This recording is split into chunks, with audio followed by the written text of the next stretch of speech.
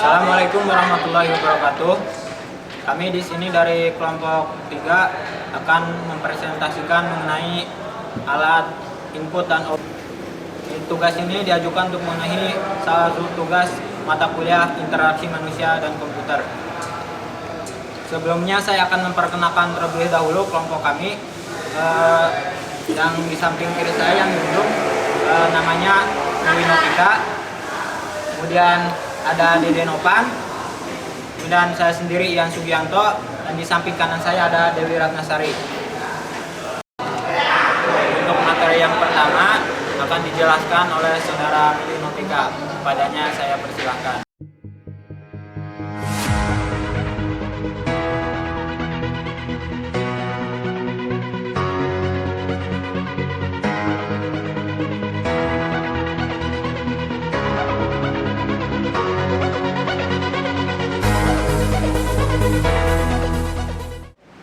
Peralatan input komputer adalah perangkat yang memberikan perintah langsung atau data ke peralatan proses pada komputer untuk diproses kemudian dikeluarkan berupa informasi kepada pengguna. Peralatan input merupakan bagian komputer yang mempunyai peranan yang sangat penting karena langsung berhubungan dengan user atau pengguna komputer. Adapun yang termasuk alat-alat input, yaitu keyboard, mouse, joystick, trackball, trackpoint, playpen, touchscreen, pengenalan suara, dan fingerprint. Yang pertama yaitu keyboard. Pengertian dari keyboard adalah alat input yang digunakan untuk mengetik informasi ke dalam komputer dan menjalankan berbagai instruksi atau perintah ke dalam komputer. Sejarahnya, penciptaan keyboard komputer diilhami oleh penciptaan mesin ketik yang dasar rancangannya dibuat oleh Christopher Wren tahun 1868. Keyboard terbagi atas beberapa jenis, diantaranya keyboard serial, keyboard QWERTY. Keyboard QWERTY ditemukan oleh Schulz, Glidden, dan Sol pada tahun 1878 dan fungsi keyboard QWERTY ini digunakan sebagai standar mesin tik komersial pada tahun 1905. Selanjutnya kekurangan dan kelebihan keyboard. Yang pertama adalah keyboard serial. Kelebihannya menggunakan DINS mark sehingga soketnya tidak gampang lepas. Kekurangannya yaitu keyboard model lama sehingga bentuknya besar dan berat, tombolnya agak keras. Yang kedua, keyboard PS atau 2. Kelebihannya bentuknya ramping, ringan, merupakan keyboard yang banyak digunakan. Dan kekurangannya susunan tombol keyboard dapat dilepas dan dipindahkan. Yang ketiga, keyboard wireless. Kelebihannya tidak menggunakan kabel sehingga mudah digunakan. Kekurangannya harganya mahal. Dan yang keempat, keyboard USB. Kelebihannya tombol lebih empuk dan kekurangannya harganya juga mahal. Yang kedua yaitu mouse. Sejarah dari mouse komputer berawal dari ditemukannya trackball oleh Ralph Benjamin, seorang angkatan laut kerajaan Inggris. Pada tahun 1946, trackball merupakan komponen dari sebuah sistem radar yang kemudian dikenal dengan CDS,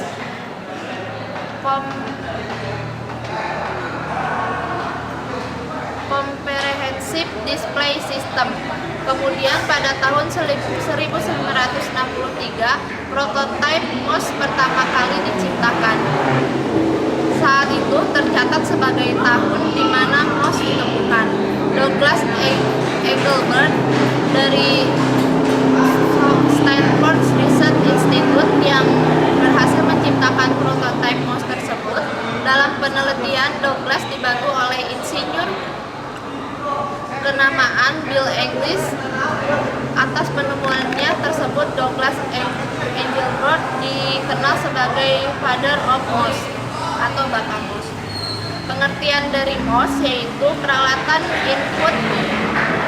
inputan yang berfungsi untuk menggerakkan pointer yang ada pada layar monitor untuk menjalankan suatu program atau ikon-ikon perintah yang ada pada layar monitor dengan cara melakukan klik kiri, klik kanan, double klik, drag atau drop ataupun scroll block.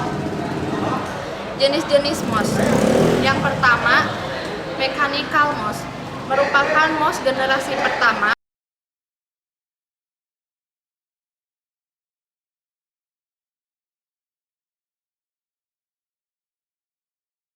Tiga, gaming MOS. Ini diperuntukkan sebagai MOS bagi para gamer atau pecinta game komputer. Berbagai desain gaming MOS pun telah diciptakan saat ini, tentunya dengan variasi bentuk dan fungsi tambahan yang beragam. Yang keempat, inertial and gyroscopic MOS. MOS inertial dan MOS gyroscopic. Umumnya jenis MOS ini disebut juga air MOS. Dalam bahasa Indonesia diartikan sebagai MOS udara atau MOS melayang karena memang saat dioperasikan tidak memerlukan bidang datar sebagai alas. MOS ini cocok digunakan oleh seorang public speaker yang menggunakan slide presentasi atau presenter. Jenis MOS ini biasanya tidak digunakan kabel penghubung atau cordless.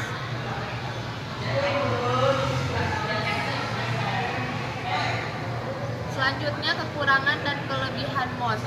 Kelebihan MOS yang menggunakan trackball harganya murah.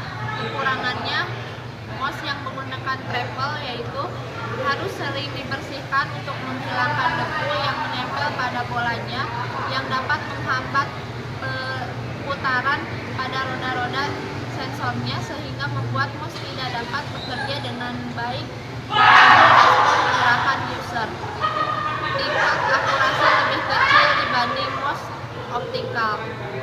Kelebihan MOS yang menggunakan optik atau infrared, tingkat akurasi lebih besar dari MOS trackball.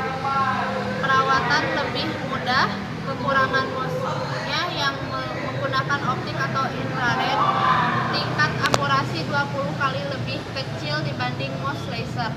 Kemudian, kelebihan MOS yang menggunakan laser, tingkat akurasi 20 kali lebih besar dari MOS optikal, dan kekurangan MOS yang menggunakan laser harganya mahal. Kelebihan MOS yang menggunakan teknologi wireless, gelombang radio atau Bluetooth, tidak memerlukan kabel sehingga menghemat tempat. Kekurangan MOS yang menggunakan teknologi wireless, gelombang radio atau Bluetooth, jika baterai habis harus diganti, kalau tidak bisa digunakan. Sekian yang saya jelaskan tadi. Selanjutnya akan disampaikan oleh Dewi. Terima kasih. Terima kasih kepada Saudari Mili. Sekarang saya akan menjelaskan tentang joystick. Nah, di sini pengertian dari joystick sendiri yaitu salah satu perangkat keras komputer, dan dari perangkat keras komputer itu sendiri yaitu sistem komputer yang secara fisik kita dapat lihat dan terjemahkan.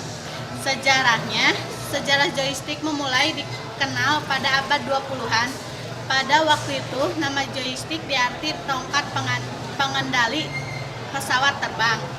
Joystick atau dalam bahasa Indonesia disebut tuas kontrol adalah alat masukan komputer yang terwujud tuas yang dapat bergerak ke segala arah.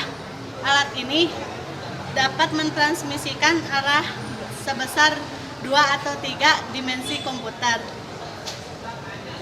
Selanjutnya, kegunaan dan fungsi joystick.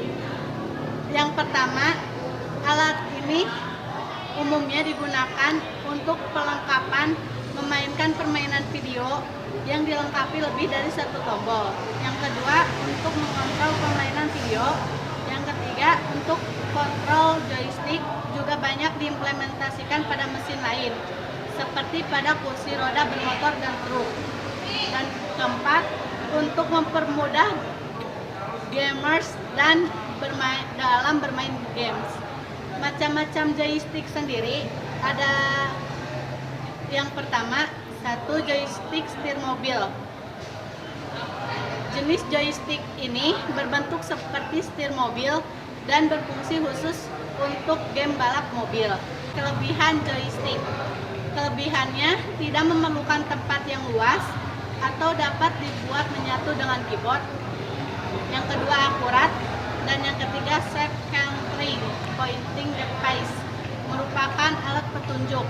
Sedangkan kelemahan sendiri dari joystick yaitu lambat dan hanya dapat digunakan untuk aplikasi tertentu seperti game PC. Selanjutnya, materi dari trackball. Dari trackball sendiri merupakan perangkat yang sejenis dengan mouse atau stylus. Alat ini mirip mouse yang dibalik dan digunakan dengan menggelindingkan bolanya.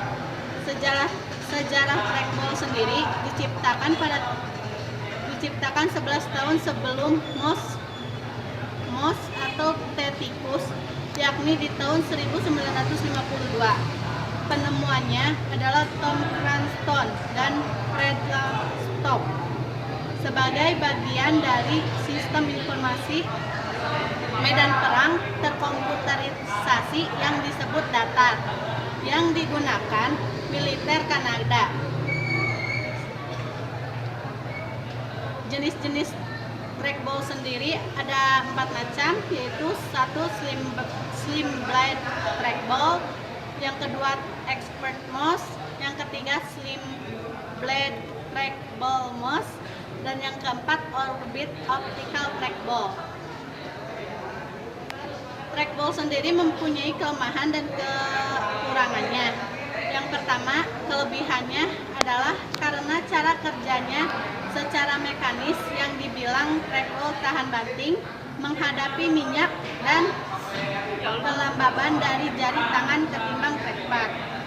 Yang kedua, kekurangannya sendiri dari trackball adalah debu bisa atau mudah masuk ke sela-sela dan menyebabkan pergerakan ball ngadat, namun bisa diganti atau dibersihkan tiap 6 bulan sekali. Resikonya udah pasti buka segel. Selanjutnya, dari track point sendiri, yaitu track point adalah perangkat built-in dari netbook lawas yang sudah tidak dijumpai lagi pada netbook keluaran saat ini. Bentuknya mirip dengan penghapus pada pensil yang merupakan joystick isometrik dan terletak di antara huruf G, H, dan B. Jenis mouse ini memungkinkan pengguna untuk menggerakkan pointer tanpa melepas tangan dari keyboard. Kedua, tombol untuk klik kiri dan klik kanan terdapat di bawah tombol spasi.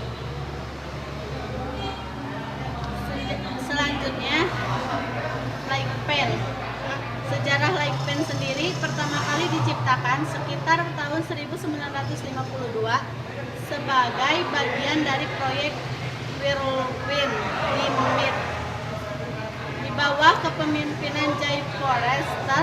Selama tahun 1960-an, light pen yang umum di terminal grafis seperti IBM 2,250 dan juga tersedia untuk 3.270 IBM terminal teks saja.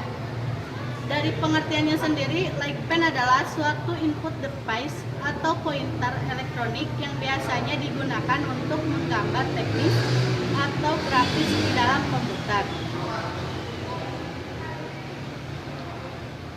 Nah, cara penggunaannya sendiri dari light pen adalah dengan menunjukkan ujung alat ke monitor komputer yang peka terhadap cahaya. Dengan begitu, apabila pena ditempelkan dan digerakkan pada layar komputer, pada sensor elektronik tersebut akan dihantarkan dan akan dimengerti oleh program dalam komputer. Udah dulu. Materi selanjutnya yaitu touchscreen. Sejarah touchscreen sendiri, pertemuan pertama kalinya pada teknologi touchscreen atau layar sentuh adalah E.A. Johnson di Royal Radar Establishment, Malvern, Inggris, sekitar pada tahun 1965 sampai 1967. Johnson menerbitkan deskripsi utuh dari teknologi layar sentuh yang diperuntukkan kontrol lalu lintas udara di artikel yang diterbitkan pada tahun 1968. Pengertian touchscreen sendiri yaitu Pengertian touchscreen merupakan sebuah display atau layar yang digunakan untuk mengetahui keberadaan dan lokasi suatu sentuhan di dalam suatu area dengan membaca titik-titik koordinat dari sumber sentuhan yang menempel pada layar.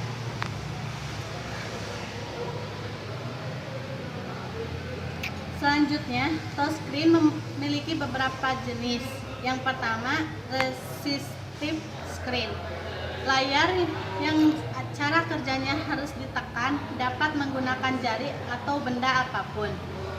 Yang ditekan di layar, kelemahannya untuk layar ini adalah jika diletakkan di kantong atau terutama kantong celana, bisa tertekan-tekan dan mengakibatkan layar jadi gampang rusak karena sering tertekan. Yang kedua, capacitive screen. Capacitive screen sendiri harus dengan sentuhan jari, tidak dapat menggunakan benda lain seperti kuku, stylus, dan sebagainya. Karena layar ini bekerja dengan memanfaatkan muatan listrik yang ada di tubuh kita. Selanjutnya, materi selanjutnya adalah pengenalan suara.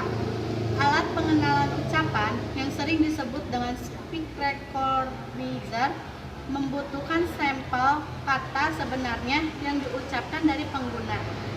Sampel kata akan digitalisasi, disimpan dalam komputer, dan kemudian digunakan sebagai basis data dalam mencocokkan data yang diucapkan selanjutnya. Sebagian besar alat pengenal ucapan sifatnya seperti tergantung kepada pembicara. Alat ini hanya dapat mengenal kata yang diucapkan dari satu atau dua orang saja dan hanya bisa mengenal kata-kata terpisah, yaitu kata-kata yang dalam penyampaiannya terdapat jeda antar kata. Dari selanjutnya adalah fingerprint. Sejarah dari fingerprint sendiri, perangkat identifikasi telah dikomersilkan dari akhir abad ke-19.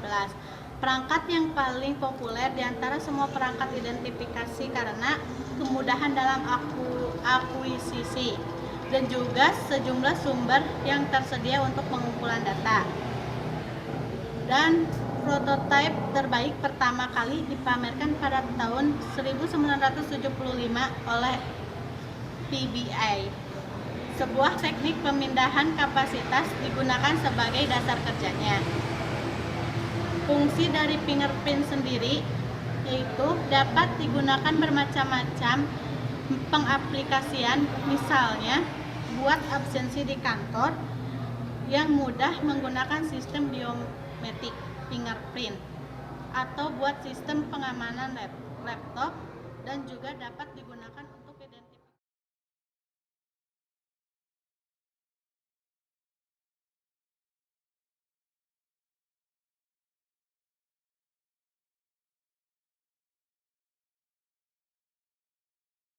Melanjutkan ke materi selanjutnya mengenai output device. Output device merupakan salah satu perangkat yang berupa keluaran. Adapun alat output device yang pertama yaitu monitor dari CRT atau cathode ray tubes, kemudian ada LCD atau liquid crystal display, dan ada printer, speaker, dan scanner. Di sini saya akan menjelaskan mengenai monitor. Monitor bisa didefinisikan interface atau layar visual yang menghubungkan antara manusia dengan komputer. Monitor hingga saat ini dikembangkan dengan dua fase. Fase pertama pada tahun 1955 ditandai dengan penemuan tabung sinar katoda oleh ilmuwan dari Jerman, Heinrich Geissler, yang merupakan bapak dari monitor tabung. Lalu 33 tahun kemudian ahli kimia asal Australia Friedrich Reines meletakkan dasar pengembangan teknologi LCD dengan menemukan kristal cairan. Teknologi tabung sejak awalnya memang dikembangkan untuk menghasilkan monitor. Namun kristal cairan masih jadi penanganan kimiawi selama 80 tahun berikutnya. Adapun jenis-jenis monitor, yang pertama yaitu jenis monitor cathode ray tube atau CRT. Teknologi tabung brown CRT display ditemukan pada tahun 1897. Akan tetapi teknologi ini baru diadopsi sebagai penerima siaran televisi pada tahun 1926. Sejarah penemuan CRT sudah lebih dari 100 tahun dan memiliki kualitas gambar yang sangat bagus. Akan tetapi teknologi ini mempunyai satu kelemahan, yaitu semakin besar display yang akan dibuat, maka semakin besar pula tabung yang digunakan. Kemudian yang kedua ada liquid crystal display atau LCD atau flat display panel atau VFDP. Monitor LCD tidak lagi menggunakan tabung elektron, tetapi menggunakan sejenis kristal liquid yang dapat berpedar. Teknologi ini menghasilkan monitor yang dikenal dengan nama flat display layer berbentuk pipih dan kemampuan resolusi yang lebih tinggi dibandingkan dengan CRT. Kemudian yang selanjutnya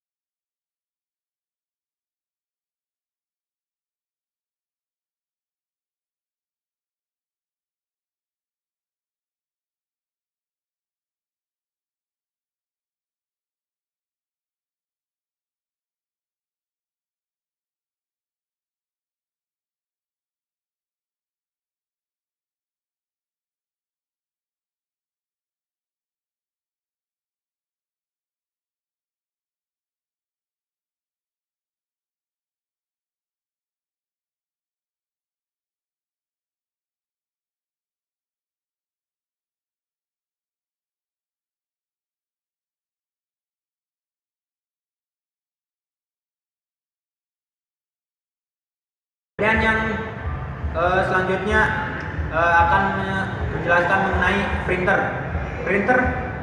Teknik cetak mencetak sudah dilaksanakan secara sederhana. Mengenai printer, sejarah printer, teknik mencetak sudah dilaksanakan secara sederhana di Cina pada abad ke-14. Inovasi orang-orang Cina telah berhasil menciptakan tinta dan block printing yang berpengaruh besar terhadap tradisi tulisan. Tetapi perkembangan teknik cetak di Cina tidak sehebat dengan perkembangan yang terjadi di Eropa. Awal tahun 1950-an terjadi perkembangan budaya yang sangat besar di Eropa, menimbulkan kebutuhan akan proses produksi dokumen tulisan yang cepat dan murah. Adalah Johannes Gutenberg, seorang tukang emas dan usahawan asal Jerman yang berhasil mengembangkan teknologi mesin cetak yang telah membuat teknik mencetak secara revolusioner. Adapun pengertian printer merupakan sebuah hardware atau perangkat keras yang dihubungkan ke komputer. Printer mempunyai fungsi sebagai alat untuk menghasilkan atau menampilkan data dalam bentuk cetakan, baik berupa gambar atau tulisan dari komputer ke kertas atau sejenisnya. Printer biasanya ada beberapa bagian dan juga ada beberapa jenis. Yang pertama ada printer dot metric. Printer dot metric merupakan printer yang menggunakan pita sebagai alat percetakan karena menggunakan pita untuk menampilkan output ke kertas. Hasil pencetakan printer dengan dot metric agak kasar dan kurang bagus. Kemudian yang kedua ada printer inkjet. Inkjet printer adalah alat cetak yang menggunakan tinta untuk mencetak. Inkjet yang tersedia di pasaran saat ini memiliki kemampuan untuk mencetak sampai ukuran kertas yang sangat besar dengan kualitas yang sangat baik. Yang ketiga ada printer laserjet. Laserjet merupakan jenis printer yang paling bagus kualitasnya dibanding dua jenis printer sebelumnya. Alat mencetaknya tidak yang paling bagus kualitasnya dibanding dua jenis printer sebelumnya. Alat mencetaknya tidak menggunakan tinta, melainkan menggunakan bubuk toner dan pencetakan menggunakan inframerah. Yang keempat ada thermal printer. Thermal printer sangat berbeda dengan printer yang lainnya. Sama seperti namanya, thermal printer menggunakan panas untuk mencetak di atas kertas, bukan cartridge yang biasa digunakan oleh printer jenis lainnya. Dengan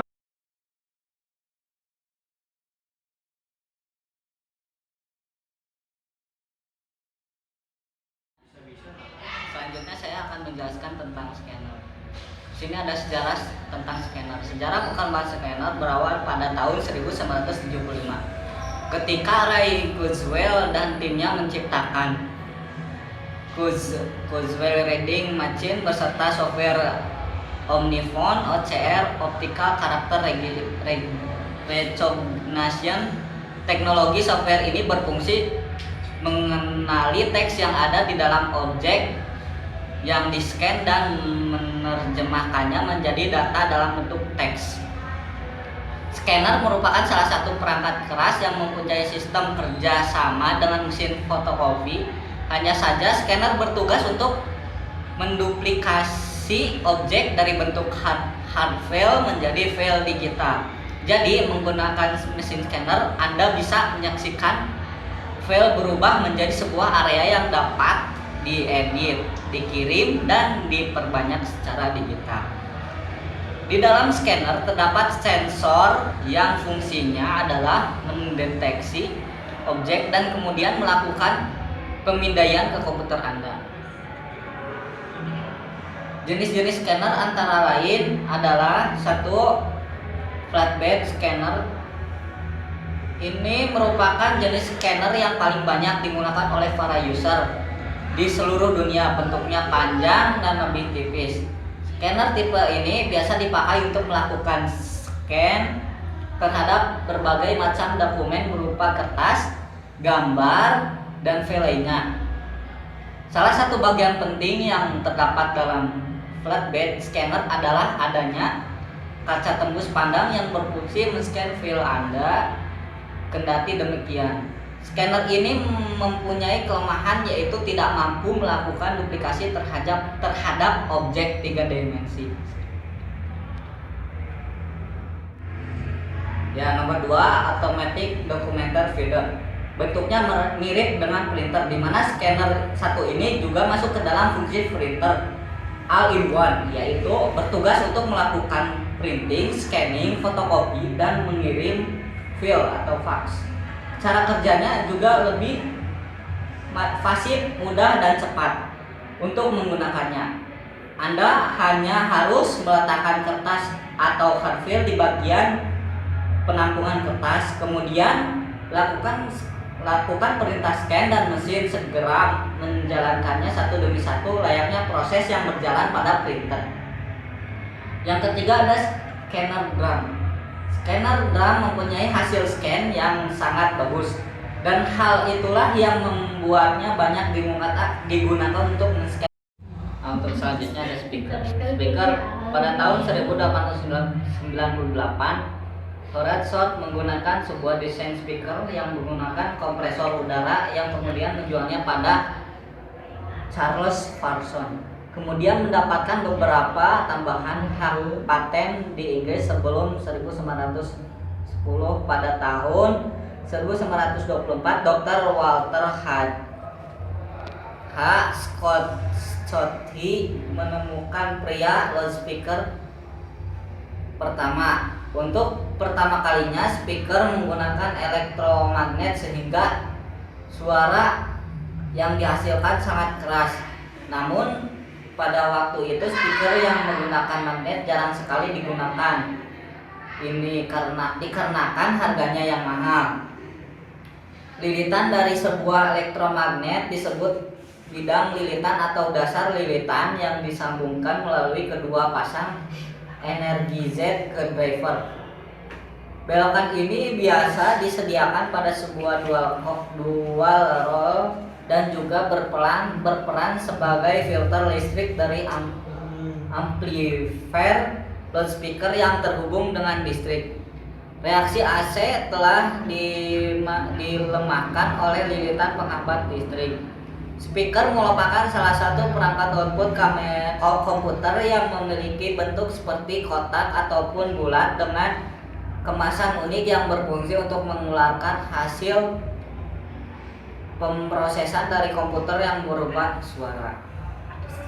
Fungsi dari speaker itu sendiri yaitu untuk memproduksi gelombang suara, namun setiap jenis dan merek speaker khususnya untuk cara audio mulai dari tweeter, mid-range, mid-bass hingga subwoofer masing-masing mempunyai fungsi dan tugas yang berbeda dalam hal memproduksi suara. Ya mungkin seperti itu penjelasan dari saya. Mungkin itu saja yang dapat kami sampaikan. Kurang lebihnya mohon maaf dan kami akhiri dengan Assalamualaikum warahmatullahi wabarakatuh.